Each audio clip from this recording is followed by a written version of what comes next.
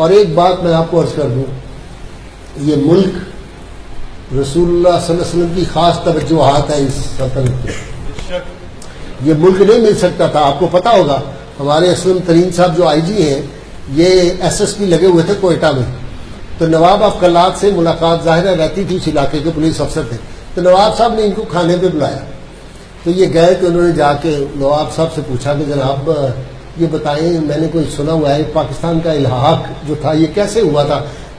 یہ کلات جو تھی اسٹیٹ تھی نا، تو پاکستان کا الحاق ہونا تھا. تو اس نے کہا، جو نواب تھا اس نے کہا میرے والد جو تھے نا، اپنے والد کی اس نے بات، اب ان کا پوتا ہے، انہوں نے کہا میرے والد جو تھے وہ نہیں چاہتے تھے پاکستان کے الحاق، لیکن نیک آدمی تھے، نمازی تھے. تو وہ رات کو سوئے ہوئے تھے تو حضور صلی اللہ علیہ وسلم تشریف لے آئے. آپ نے فرمایا نواب یہ ملک محمد علی جناح کا ساتھ دو، پاکستان کے ساتھ الحاق کرو. کہتے ہیں وہ صبح اٹھے، انگریزوں سے پہلے وعدہ کیا ہوا تھا کہ تمہارے ساتھ کروں گا، سویرے جب گئے تو انہوں نے کہا نہیں جی ہم پاکستان کے ساتھ رہیں گے. یہ ایک واقعہ نہیں ہے، میں نے ابھی جمعے میں بھی واقعہ سنایا، میری بہنیں بیٹیاں نہیں ہیں انہوں نے سنا ہوگا، ان کے لیے بس سناتا ہوں. حضرت خواجہ قمر الدین سیالوی رحمۃ اللہ علیہ مسلم لیگ کے لیے کام کر رہے تھے رات دن. خضر حیات وانا آپ کو پتہ ہی ہے، یہاں کا جو وزیر اعلیٰ تھا اس زمانے میں، انگریزوں کا یونینسٹ تھا، بڑا ان کا خاص پالتو تھا. اس کو نظر آیا کہ یہ پیر سیال شریف جو میری مخالفت کر رہا ہے میں جیت نہیں سکتا الیکشن، اور ذلت بڑی ہو جائے گی. اب آپ سمجھیں اس دور میں بھی دیکھیں نا، کچھ لوگ لڑنا چاہ رہے تھے الیکشن، اب وہ ڈر گئے، انہوں نے کہا نہیں جو سیٹ ہمارے پاس ہے وہی رکھتے ہیں، یہ نہ ہو کہیں ہار جائیں کل کو الیکشن تو ذلت اور ہو جائے گی تو بچا لیں. تو وہ بھی ڈرا ہوا تھا، انہوں نے کہا ساری ٹور جاتی رہے گی اگر ہار گیا تو. بڑی پیر صاحب کو انہوں نے کہا کہ جی آپ کو ہم اتنے مربے دے دیں گے. انہوں نے کہا یار مربے ہمیں تو حضور صلی اللہ علیہ وسلم کے دربار سے اتنا کچھ ملا ہوا ہے، وہ جب اس دربار سے نہ ہوگی تو پھر کسی اور کی طرف دیکھیں گے نا. تخت سکندری پر وہ تھوکتے نہیں ہیں، بستر لگا ہوا ہے جن کا تیری گلی. حضور صلی اللہ علیہ وسلم کی جو گلی ہے اس میں جو وہ کیا میں نے کہا تھا جی وہ شعر کیا ہے، نہ زر چاہیے مجھے آپ کا، نہ عزت نہ شہرت نہ زر چاہیے، اور مجھے آپ کا سنگ در چاہیے. تخت سکندری پر وہ تھوکتے نہیں ہیں، بستر لگا ہوا ہے جن کا تیری گلی. آپ نے فرمایا نہیں ہمیں ضرورت نہیں میاں زمینوں کی. انہوں نے پیسے بڑی لالچیں دی، بہت کہا جی آپ کو یہ بنا دیں گے. آپ نے فرمایا نہیں. اب اس نے آخری حربہ کیا استعمال کیا؟ آخری حربہ یہ استعمال کیا کہ اپنی خواتین جو تھی، بیٹیاں، بہویں، بیوی، ان سب کو بھیجا.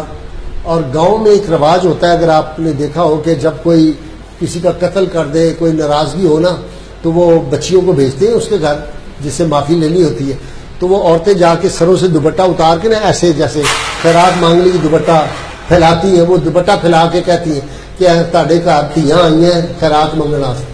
انہوں نے یوں کر کے دوپٹے کر دیے سروں سے اتار کے پیر صاحب کے سامنے.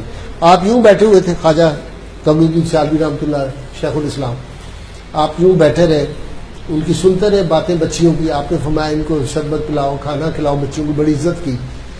آپ نے فرمایا بیٹے مجھے پتا ہے بیٹیاں گھر میں آ جائیں تو ان کی بڑی تکریم اور عزت ہوتی ہے، آدمی بیٹیوں کو نہ نہیں کر سکتا، بڑی عزیز ہوتی ہے، بڑی پیاری ہوتی ہے. لیکن میں اس بات کا کیا کروں کہ میں نے خود دیکھا میدان عرفات میں حضور سید عالمین صلی اللہ علیہ وسلم تشریف لائے اور آپ ایک سٹیج پہ آ کے جلفہ بگھن ہو گئے. آپ صلی اللہ علیہ وسلم بیٹھے ہوئے ہیں اور آپ کے یوں کر کے پیچھے دائیں بائیں چاروں خلفائے راشدین، سیدنا صدیق اکبر، سیدنا عمر فاروق رضی اللہ تعالیٰ، سیدنا عثمان ذوالنورین، سیدنا علی مرتضیٰ شیر خدا، چاروں یوں بیٹھے ہوئے ہیں. آگے جمع غفیر ہے لوگوں کا. آپ صلی اللہ علیہ وسلم ارشاد فرماتے ہیں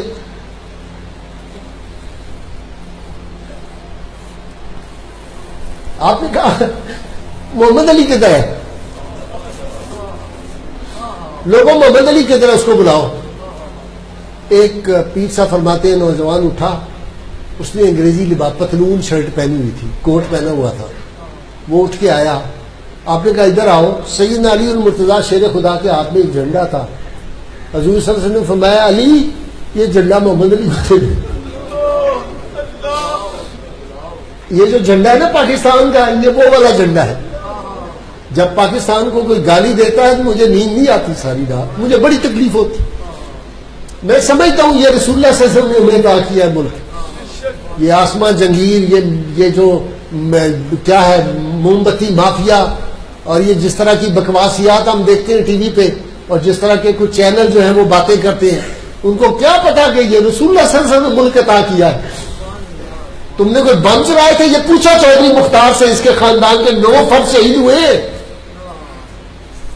سلطان بشیر الدین ہمارا پاکستان کا سب سے بڑا سائنٹسٹ جو ہے، مجھے انٹرویو میں ٹی وی پہ ان کا انٹرویو اور بھی موجود ہے، انہوں نے کہا، اور میرے ساتھ خود انہوں نے 1 to 1 یہ بات کی، کہتے ہیں کہ ہم نکلے، میں ابھی چھوٹا بچہ ہی تھا، تو ہمارے بزرگوں نے کہا کہ ستلج کے کنارے بچیوں کو کہا چلی جاؤ، اگر نعرہ تکبیر کی آواز آئے تو کھڑی رہنا، اگر تمہیں آواز آئے سات سری اکال تو چھلانگے لگا دینا دریا کے اندر۔ تو کہتے ہیں ہم اتنے گھٹنوں کے بل سردیوں کے دن تھے، اور وہاں ساری رات ہم کھڑے رہے اس ٹھنڈے پانی میں۔ سلطان بشیر نے کہا مجھے آج بھی میری پنڈلیاں ٹھنڈی ہے، پانی کا اثر ہوا ہوا ہے۔ یہ پاکستان کتنی قربانیاں دے کے حاصل کیا گیا، کتنی بہنیں بیٹیاں بہوؤں کی قربانی، کتنی دلہنوں کے سہاگ اجڑے ہیں لاکھوں کے، کتنے بچے نوجوان جو ہیں وہ ذبح ہو گئے، ان کی گردنیں کاٹ دی گئی، ہماری بیٹیوں کے جسم کاٹ کے ٹکڑے ٹکڑے کر کے پھینک دیے گئے۔ اس پاکستان کو گالی دیتے ہو ظالم کے بچوں، کیا قدرت نے اسی واسطے چنوائے تھے تن کے بن جائے نشے من تو کوئی آگ لگا دے؟ تم نے اپنے آشیاں کے چند تنکوں کے لیے برق کی زد میں گلستہ کا گلستہ رکھ لیا۔ اس ملک کے خلاف بات کرتے ہو۔ فرمایا رسول اللہ صلی اللہ علیہ وسلم نے فرمایا علی محمد علی کو جھنڈا دے دو، یہ علی کا جھنڈا محمد علی کے ہاتھ میں ہے جو تم دیکھتے ہو، تمہیں کیا پتا یہ ملک کیسے لیا گیا ہے؟ اس ملک کو گالی دیتے ہو، اس ملک کے خلاف باتیں کرتے ہو، ہندو کی دوستی کی باتیں کرتے ہو، بکے ہوئے زمین پہ بکے ہوئے ان لوگوں کے، بے شرم، بے حیا، بے غیرت۔ میں نہیں پاکستان کے خلاف بات سن سکتا، نہ آپ نے کبھی سننی ہے۔ جو بندہ پاکستان کے خلاف بات کرتا ہے وہ گستاخ رسول ہے۔ اور کل میں نے ایک بات اللہ کے فضل و کرم سے ٹی وی پہ بھی کہہ دی ہے، مجھے نہیں اس بات کی پرواہ۔ میں نے کل کہا ہے جو آدمی پاکستان کو گالی دیتا ہے اس کا ڈی این اے ٹیسٹ کرائیں، کوئی حلالی بچہ پاکستان کو گالی نہیں دے سکتا۔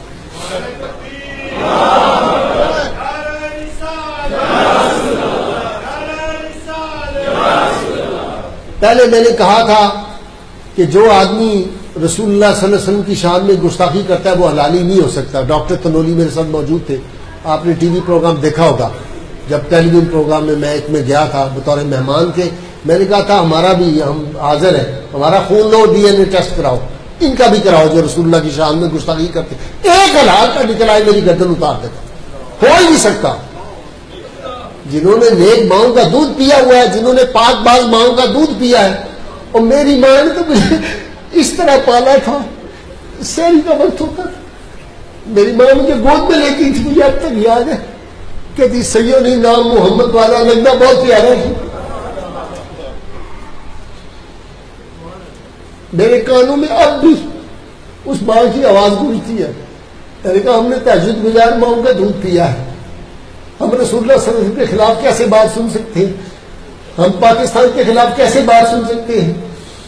یہ تمہیں پتا چلے گا جب 3.5 فٹ نیچے جاؤ گے، تمہیں پتا چلے گا۔ اب گیا نا داماد ان کا، کل آپ نے پڑھ لیا ہوگا، نواز شریف کا داماد اب گیا ہے ممتاز قادری کی قبر پہ معافی مانگنے کے لیے کہ ہمیں معافی دے دیں، اس کو سمجھ ہے۔ لیکن یہ نواز شریف پہ جو زوال آیا ہے، دیکھیں ابھی پچھلے ہفتے اس نے کہا تھا، وہ جو ظفر اللہ ہے اس کا مشیر، قانونی مشیر، سیکرٹری پہلے لا بھی رہا ہے ظفر اللہ، اس نے کہا تھا ہمارا کریڈٹ ہے کہ ہم نے ممتاز قادری کو پھانسی چڑھایا ہے۔ میں نے اسی وقت کہہ دیا تھا تم نے کہا ہے نا کریڈٹ ہے، تمہیں لگ پتا جائے گا۔ اور غازی علم الدین شہید نے 1928 میں رسول اللہ کی ناموس پہ قربان ہوا تھا۔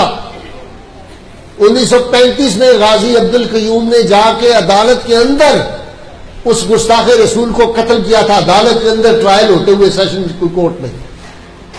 اور غازی مرید حسین نے اتنا سفر کر کے جا کے اس آدمی کو جس نے اپنے گدھے پہ رسول اللہ صلی اللہ علیہ وسلم کا نام نامی اس پہ گرامی لکھا ہوا تھا، اس کو جا کے جہنم رسید کیا، سارا عملہ موجود تھا، گھر کے لان میں بیٹھا ہوا تھا، نوکر چاکر خاندان سارا موجود تھا۔